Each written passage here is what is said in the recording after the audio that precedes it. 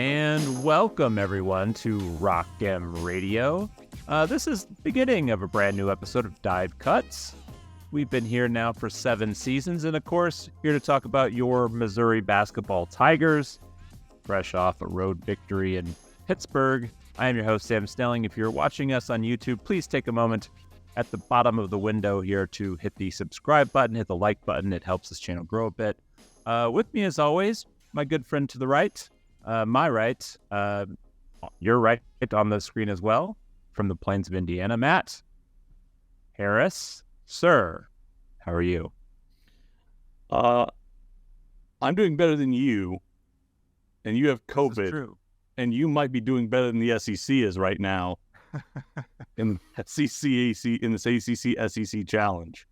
So, by the transitive property, I'm doing absolutely outstanding this evening.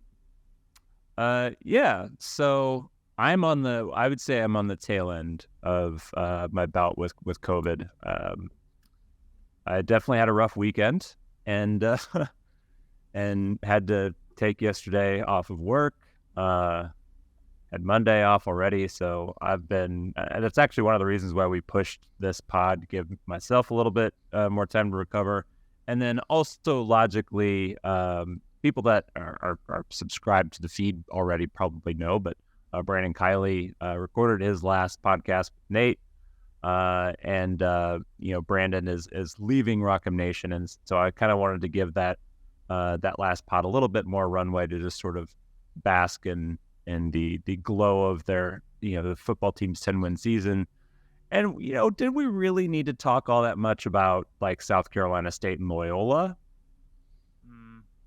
I don't think so. I thought the road game against Pitt was probably going to tell us way more about what this team is, what it could be, than a couple kind of sloppy-ish, wins over not great teams at Mizzou Arena. Games where they looked fairly listless for long stretches. They were down 16 to South Carolina State. They went up 31-9 over Loyola, gave up a 17-0 run.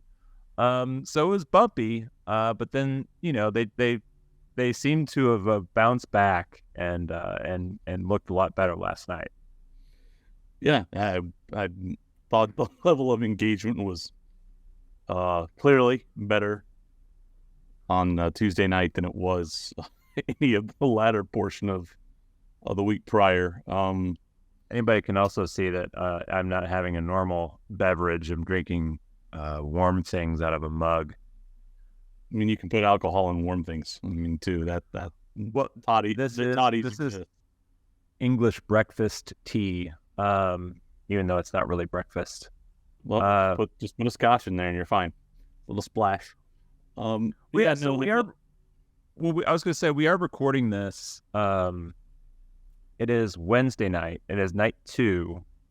Missouri opened night 1 of the ACC SEC challenge.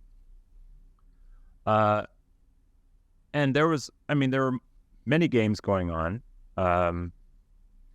Some probably more marquee. We have not seen the tip quite yet of Duke and Arkansas, which I think many people were probably kind of earmarking that one as maybe the marquee game. Last night, Kentucky hosted Miami, and they put the Hurricane in a spin cycle. That was a welcome, well, at least, from the SEC's perspective, maybe not seeing a dominant Kentucky is what you want as a SEC school, but certainly, I think if you're looking for the conference to help its cause, I think that would go a long way. But right now, the frontline teams tonight, Matt, are not doing so hot. What are our latest updates here? With 3:30 to go, North Carolina is leading Tennessee 92-80. Florida traveled to Wake Forest. They are down 9 with about 45 seconds to go in the second half. Wake is not particularly very good this year. Wake has made like a tour of the SEC. They've played like 2. I think they've played Georgia and another SEC team early. They played LSU in the Shriners Classic in Charleston, and That was an overtime game that was, given the circumstances, mildly entertaining. But they are 1-1 against the SEC alone. They will look to go 2-1 tonight. Looking pretty good as they're up 3 possessions with under a minute to play. The other game that has just gone final, Texas A&M goes on the road to Virginia, only scores 47 points, loses by 12. So the SEC is looking at a bagel to start tonight. And 2 of these games are not inconsequential games. These are... Henry Coleman's still out for them? I haven't been checking. Oh, he played. Yeah, he played. Yeah, I'm sitting in the box score right now. Yeah. So not exactly a banner start here. Florida, I think the Florida result, oddly enough, is sort of surprising. That team is quietly moved up in KenPom. They were in a tough scrap, a close loss at Virginia. It didn't go their way, and they took a close loss at Baylor. So they've taken 2 losses, but both inside the top 50. They beat Pitt, who we saw last night, by 15. They beat Florida State by 21. I mean, the Pitt game was a neutral court. Yeah. But just send Florida to the ACC. Just send them over there. I think they're going to be their 4th ACC game that they've played. But they had moved up about 10 or 12 spots in KenPom. They were looking like a team that was, quietly creeping maybe into that top 4, top 5 discussion. To go on the road tonight and lose to Wake, the number 84 team in KenPom, would take a little bit of wind out of their sails. Again, Duke, Arkansas is going to be the marquee game of this event. That tips here shortly. And then we get Virginia Tech, Auburn is probably the only other game that features a top half team. And Auburn's up 8-1 a couple of minutes there. So the late window is when the SEC needs to try and save a little face, because last night Tuesday night was not exactly great outside of Mizzou's result for the league either. So it's been kind of a bumpy start. Texas A&M also had a tough week. Texas A&M's had a tough week. Arkansas had a nearly lost to Iowa State. They did lose to Florida Atlantic. Yeah. Arkansas took some lumps last week. It's not been particularly great. Mississippi State, I'm looking here. They lost to number 137 Georgia Tech on the road last night. It's been not an inspiring couple of weeks here, which if you're a Missouri fan, there's a good and a bad to that. Once conference play gets here, that might open up some opportunities to add some wins to the column there, but you'd kind of like there to be some strength to hold up for your team sheet, because there's a quad 4 loss there, so you'd like as many quality wins to offset it. So there are trade-offs in play already, but again, big deal tonight is can the league rebound and try and hopefully get a split among its top teams. But for Missouri, they love this event. They love the inaugural event. They're very happy, and they're looking forward to next year, I'm sure.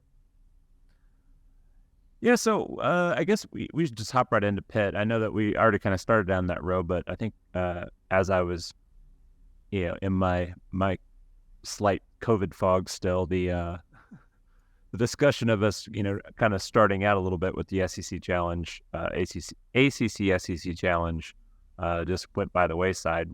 But I did want to kind of get through that, because I think it sets the table for what was really one of the better wins so far in this challenge. I think Kentucky showing up and beating the pants off Miami, it was terrific. But also it's a young team playing at home. Missouri is not a young team, but they're a team that historically under Dennis Gates had not rebounded well. And they went on the road and went toe-to-toe with one of the better rebounding teams in college basketball so far this year. And some of that is probably schedule. I don't know that anybody looks at, the interior, the Pitt Panthers and thinks that they're just, a rugged group, like you might say, like Mississippi State or something like that. But still being able to go and actually win the rebounding battle. And pull out I called it in study hall, just kind of like a normal win. Yeah. It was a very sort of just normal game. Like all season long, we've been fighting with this Missouri team to just kind of be normal, and they've, resisted. They've been really, really great, really, really horrible, but they've never just been normal. And for 40 minutes, they were normal. Yeah. I think the one thing we've been wanting to see is, can this group come out?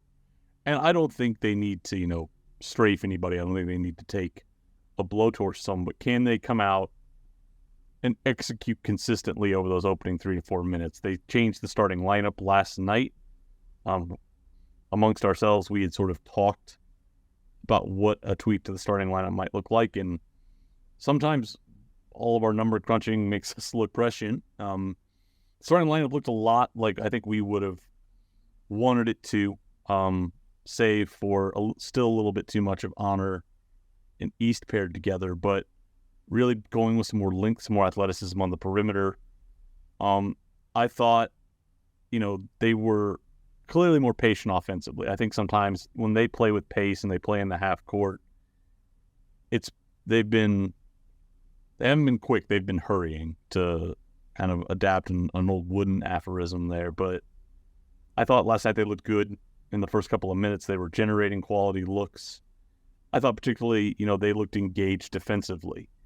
Were they always getting to rebounds? No. Was there some physicality? Yes, but this team has got a pretty high baseline for what its physical, nature is going to be on defense. But I just thought they looked engaged at both ends. Even if shots weren't dropping, even if maybe there were some whistles that weren't going their way, they were executing. They looked clean. They looked focused.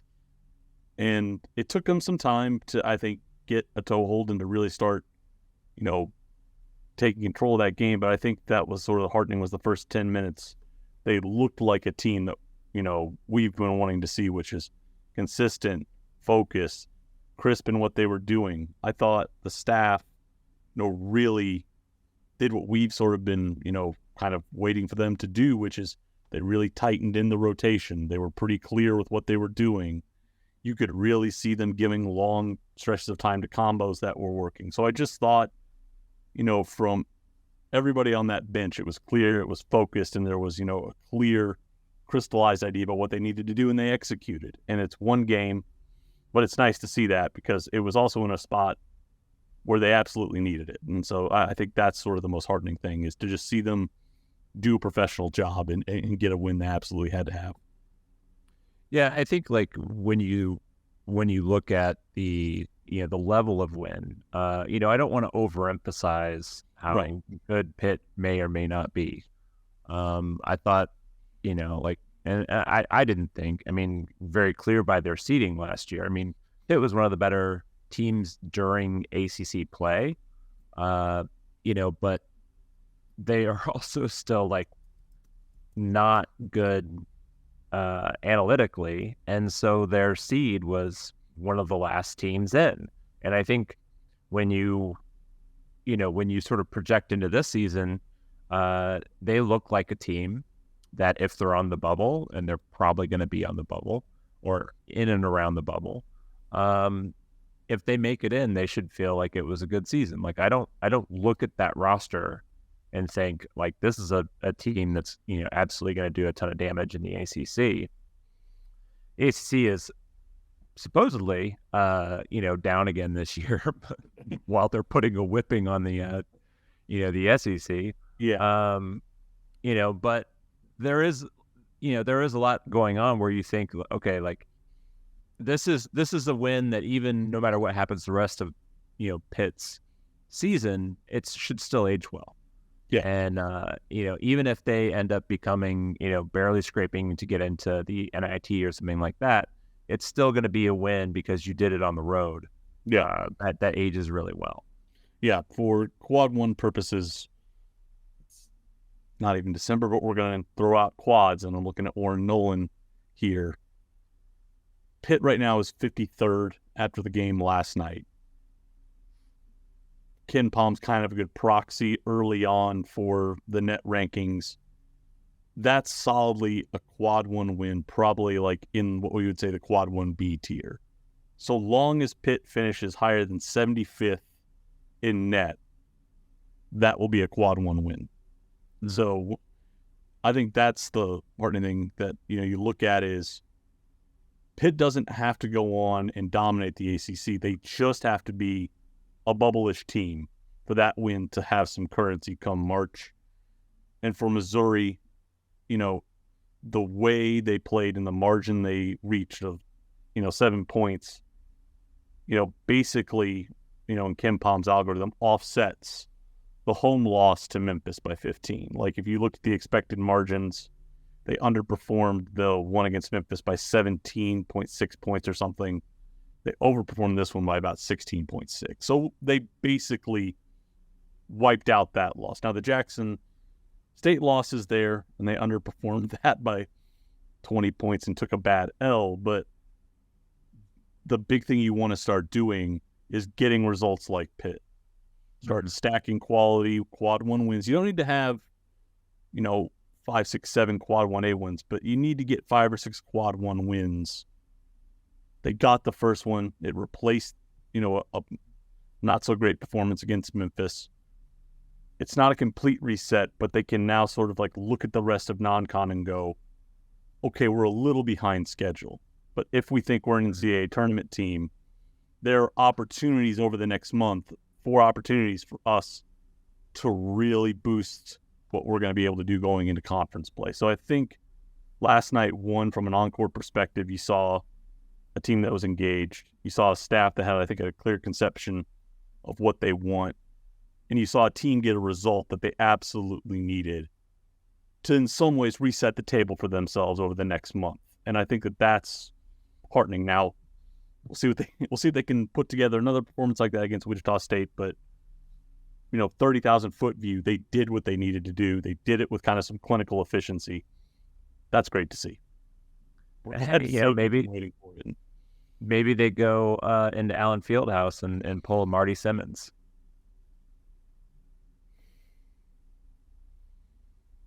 Are you missing the rest?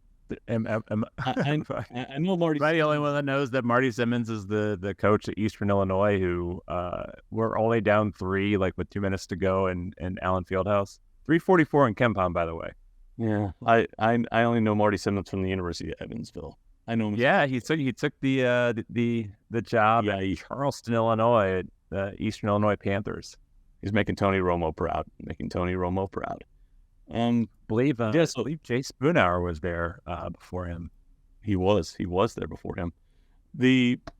I was going to sort of say I've given sort of my global thoughts here. What did you just think of the result? I mean, are you ready to proclaim this team sort of cured of its ills, or do you think that they've left themselves, or is this just sort of a one-off performance? I'm just sort of curious how much weight you put into the result last night.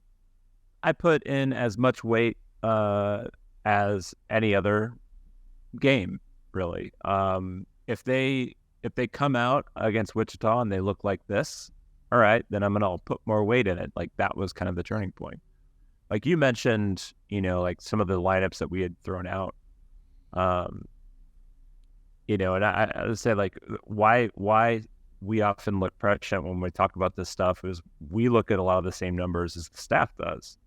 And I think very clearly, Dennis Gates was looking for something in the early going. He was getting text messages at 2 a.m. No, doesn't look at numbers.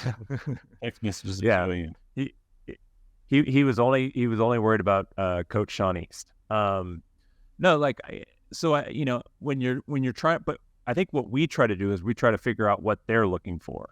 And it was really hard early in the season to figure out exactly what they were trying to accomplish. I think it's at this point, it's clear that there's something wrong with John Tonji. And I think not having that piece, somebody that we, thought was going to be such an important part of the roster, not having him available for whatever reason, has changed, the dynamics of the roster and changed the dynamics of how you're going to use everybody. Yeah. You don't have a guy who's capable of getting a bucket kind of on a late clock situation. You don't really have a guy that you could probably count on to get you 10 or 12 points a night. And how, so, maybe that causes Dennis to become a little bit more of a tinker early in the season. But I like it a little bit to like how Mizzou football kind of handled their first 2 games before the Kansas State game. While we're all, going crazy, like why isn't Eli being more aggressive? I think he was just trying to like get some confidence in his team and just make sure that they understood that they could win the game. And so he was being a little bit more conservative. And then I think you see that sort of like, the same situation like last week with Dennis. And I feel like he wanted to get as many guys like into the lineup as possible to sort of get them run. And it ended up costing them. But I think that's kind of what he was trying to do and trying to accomplish.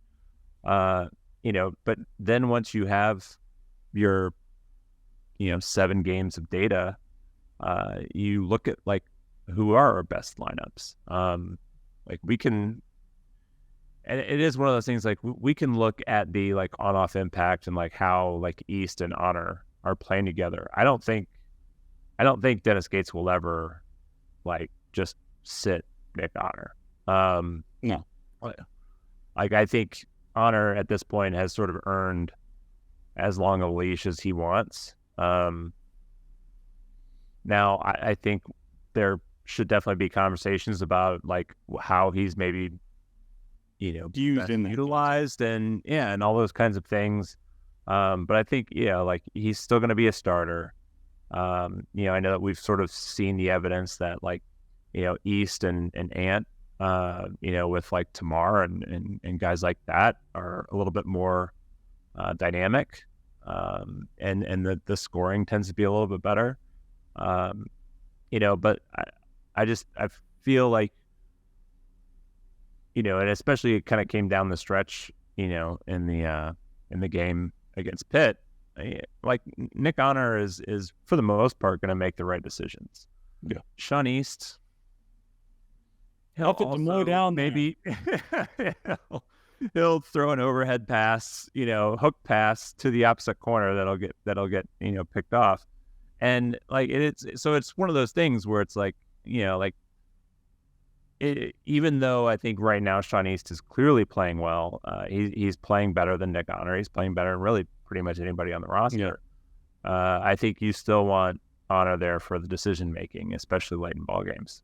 Yeah, I think I sort of look at it this way, and I went back as, I was trying to frame, how I need to look at the data, because I think the hard part for us sometimes is this stuff.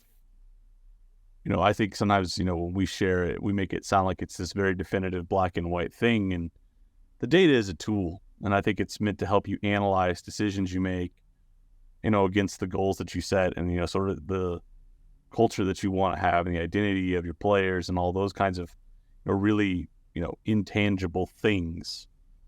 And I think to a large extent, the question that I had was, is Dennis Gates, trying to do what you're saying, which is, hey, let's give everybody some run, let's give everybody some buy-in, let's keep everybody engaged, versus, were they still holding on to the concept of what they wanted this team to be if they have a guy like John Tonji? Because I think John Tonji's presence in the lineup allows you to still kind of carry forward facets of your identity from last season. The lineup they're playing now and that they played Tuesday is different in terms of what it's emphasizing in their style. Defensively, they do some different things in terms of ball screens, in terms of how they want to handle perimeter defense, in terms of how they want to have their bigs play. Those things are in their system, but they're just getting accentuated more. On offense, they play far more in 5 out and kind of ball screen situations. They were really hammering, staggered double ball screens at the top of the key last night. They were running a lot of empty side, Euro style ball screens, because those are things that let Sean come off and read and be able to kind of get angles to where he can, cut back and kind of snake and play out of it a little bit. They were able to sort of get out of those situations on empty side to pull the defense down and, run angle cuts off them. Those are all things they did last year. They just weren't at the same dosage they are now. So I think in some ways, what they've done is they've sort of, I think, acknowledged, like, okay, this is the group we have. We've seen this is what they're doing. We already do these things. We're just going to have to put some more weight there. Now, can that identity really become something that, is durable over the course of the season? I don't know. But I think I saw on Tuesday night a staff that sort of said, we're going to commit to this idea. We're going to let these combos and these kind of, little bits of chemistry really have some time to gel together.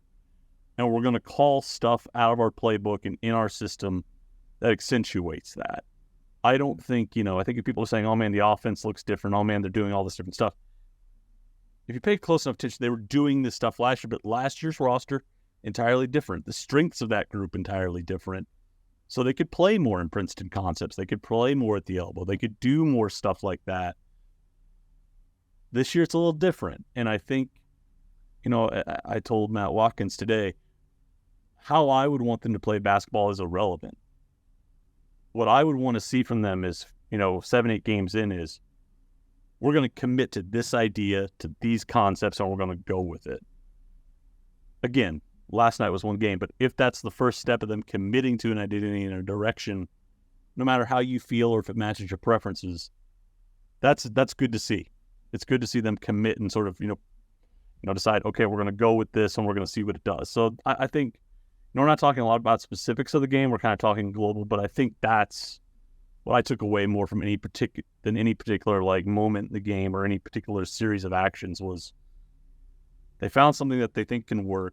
They've committed to it, and they're pulling from the parts of their system that work in there. That's how you start putting together a team that over the next 2 months can maybe put itself in position to get a tournament bid. So I think that's sort of where I'm at on it. Yeah, and I think like to sort of, piggyback on that a little bit. Like I think, when you're looking at like the different ways the lineups are,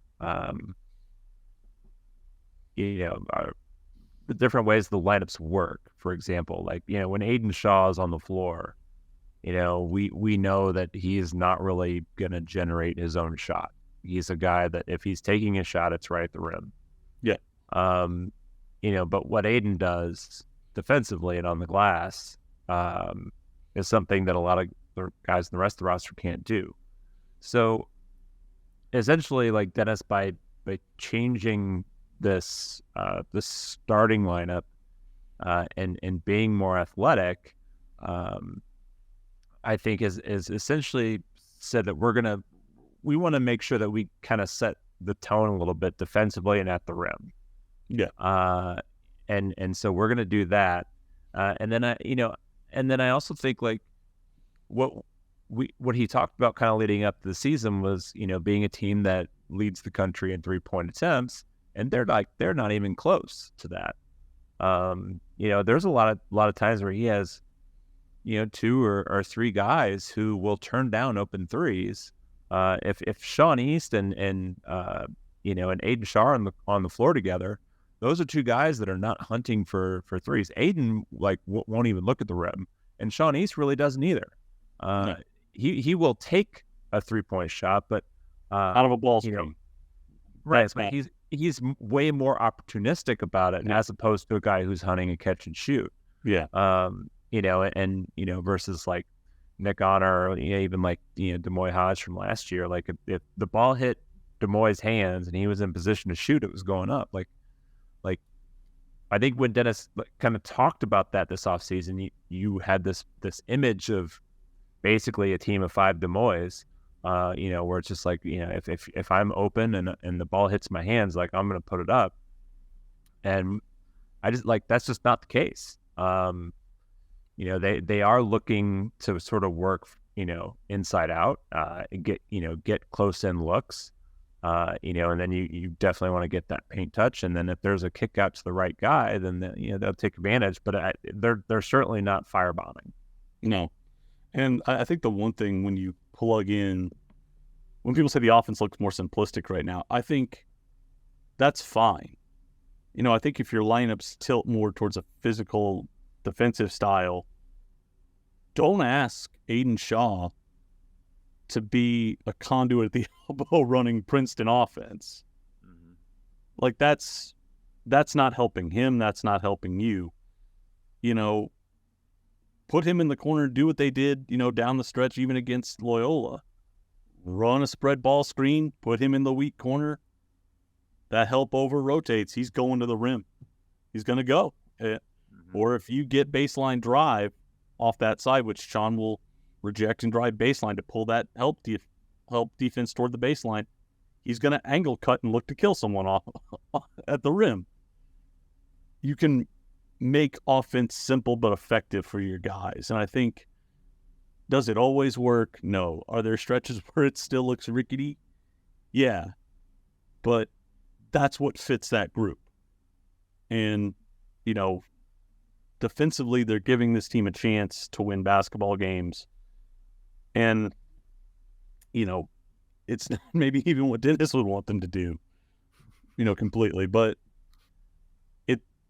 at this point, efficacy trumps style, so we're just going to roll with it. And yeah, and I think that's the important thing. I just want to keep harping on it is my concept of what I like in basketball is irrelevant. Your concept is irrelevant. What's working for this group? What's their identity? And let's evaluate them off of those principles and those baselines. And based on that, they did a really good job last night. They did a really, really great job executing within that framework. Now let's see if that can be something that works long term. I think that's the thing I'm going to keep harping on as we move through December is this the framework for this group? Is this what positions them best? Attention Mizzou fans, have you always wanted to support Mizzou's NIL initiatives? Have you also wanted to support local Columbia businesses? And have you always wanted to make fun of the Tennessee all at the same time? Well, now you can do all three of these things in one foul swoop by purchasing Rock M Radio's first ever t-shirt.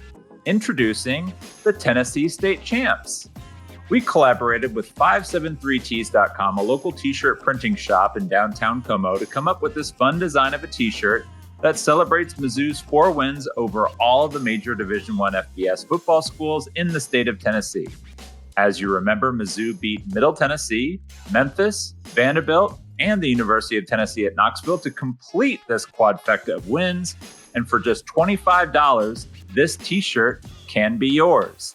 Each purchase of a t-shirt will directly benefit both 573 Tees and the wonderful owner, Mickey Merritt, as well as every true Tiger, the University of Missouri NIL Collective.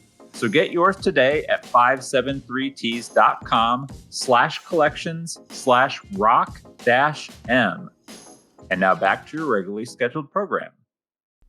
Well, what do we know about Wichita State? So Missouri is off. So today is the 29th. They're off until Sunday. So no football game this weekend. No basketball game until Sunday. What do we know about Wichita State? They're sub 100 in KenPom, but just barely. Mm-hmm. Mm-hmm. They are rebuilding Paul Mills. Boston College, 34-15 over Vandy. Yeesh. Jerry. Cool. Oh, yeah, you got me. Duke, 17-16 right now over the Hawks. They're Paul Mills, I think I haven't checked in since like the first couple weeks of the season, but he was really shorthanded out of the gate. I think they only had 7 or 8 scholarship guys. But they've, managed to find a way to kind of limp and gimp through. They started the season at 141. They've moved up 35 spots. They're not playing a murderer's row of a schedule. It's 246 in SOS. The one quality team they've played entering tonight was Liberty on a neutral, and that was a 17-point loss. I believe that was also in Charleston at an MTE there. Got run out of the building, but I think Liberty won that event. But tonight they got Richmond, a top 100 team in Wichita, and got a win. So that's not, gonna knock people over, but Richmond's a quality team out of the A10, top 100. They got, I think, an 8-point win tonight at home over them. So, Paul Mills is a good basketball coach. This roster is still a little bit piecemeal. There's some guys that we saw last year that are still around. Kenny Poto is still there. Xavier Bell, who was kind of a backup last year, as their starting point guard. But then they've got kind of a spackled together roster after that. Harlan Beverly is a Miami transfer. Missouri recruited him a little bit. He's out of Michigan. He's combo guard looking to reset there. Dallin Ridgenall, a JUCO that got sniffed by the last staff prior to this one before he committed to Georgia and has sort of bounced around since then. I was committed to Tom Crean at Georgia. Yeah. Quincy Ballard. And then he went to Missouri State. Yeah. Now, and this is his extra COVID year.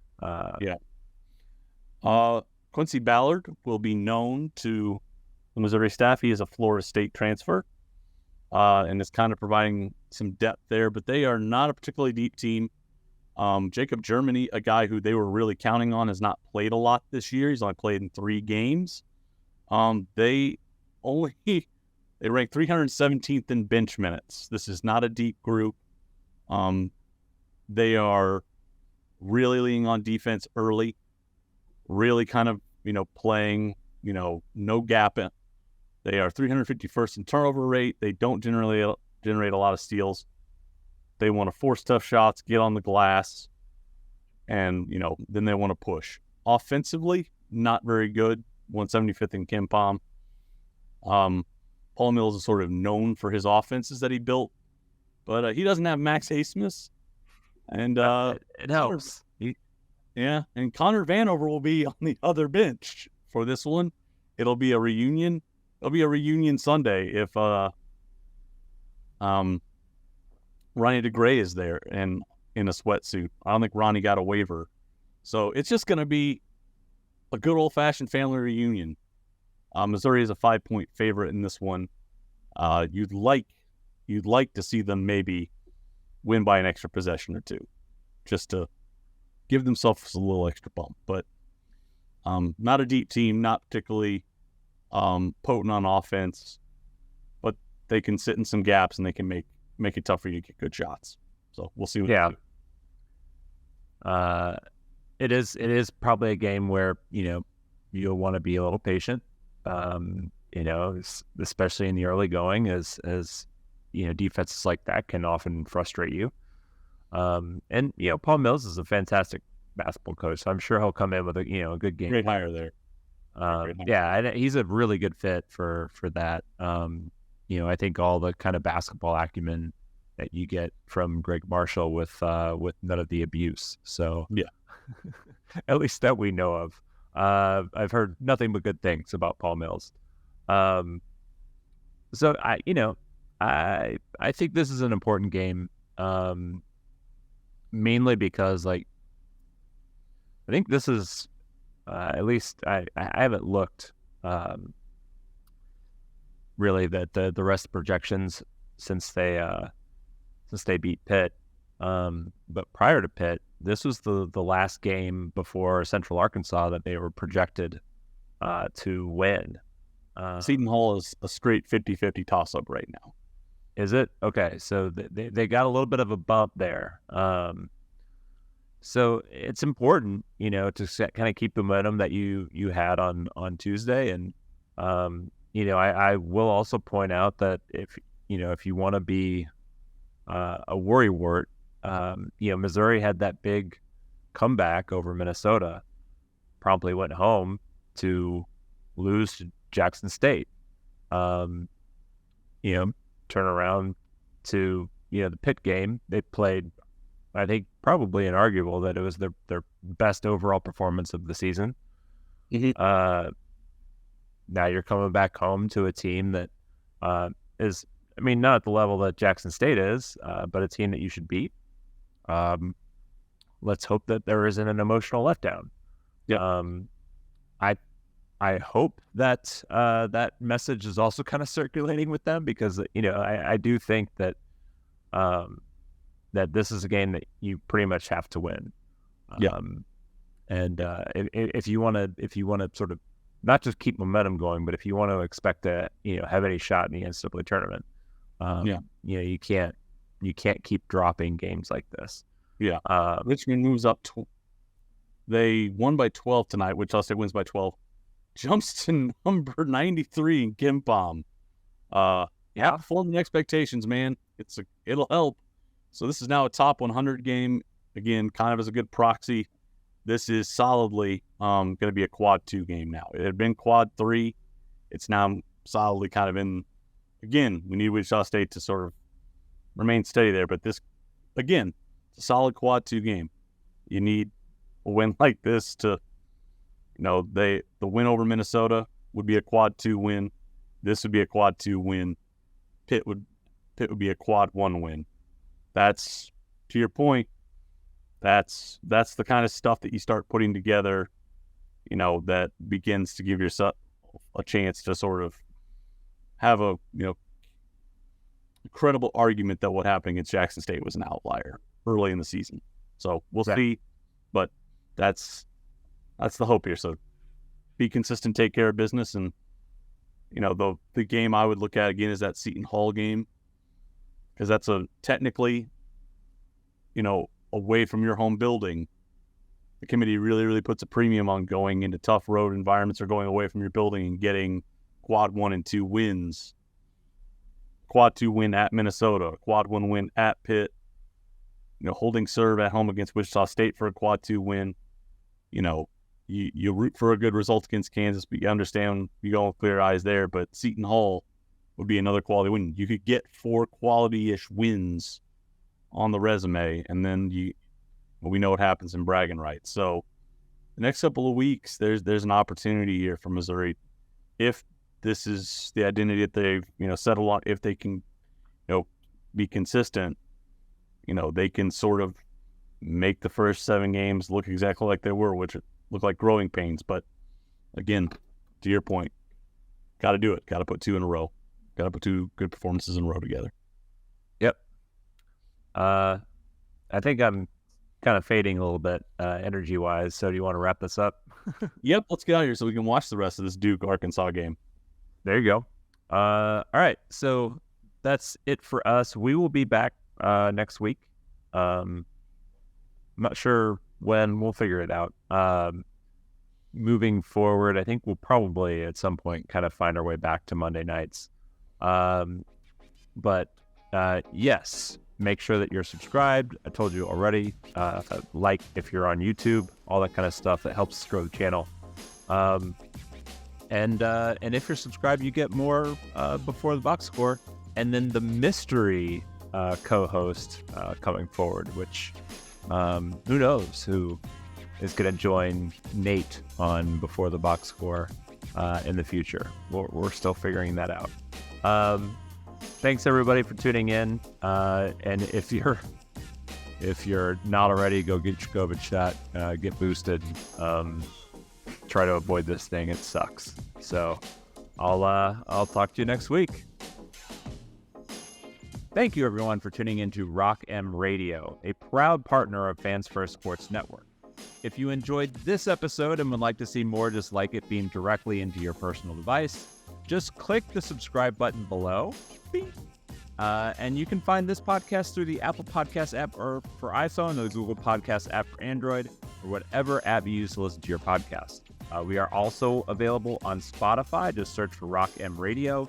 And if you like other sports, Fans First Sports Network is a podcast network that has coverage of all other teams, Major League Baseball, MLS, NFL, whatever you want to listen and read about. It is a great network full of really fantastic podcasts. So look them up and subscribe to any and all of those podcasts.